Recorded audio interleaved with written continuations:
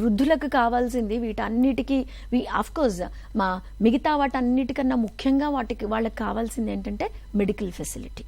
ఈ యాక్ట్లో క్లియర్గా ఏం చెప్పారంటే అండి, మెడికల్ అసిస్టెన్స్ ఇవ్వాలి.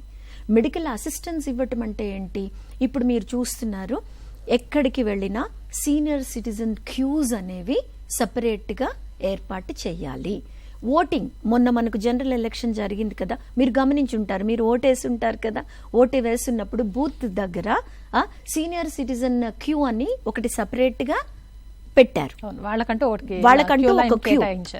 ఎందుకు చేశారు? ఈ యాక్ట్ ప్రకారమే చేశారు. అంటే 60 years అబోవ్, అంటే వాళ్ళకు శారీరకంగా ఆ బలం ఉండకపోవచ్చు ఎక్కువసేపు నిలబడేది. That is also a kind of assistance, right? ఎక్కడైనా సరే, హాస్పిటల్స్లో ఎస్పెషల్లీ అట్లా స్పెసిఫిక్గా ఏదన్నా గవర్నమెంట్ ఇష్యూస్, ఇట్లాంటి ఓటింగ్ ఇట్లాంటప్పుడు స్పెషల్ క్యూస్ ఉండాలి.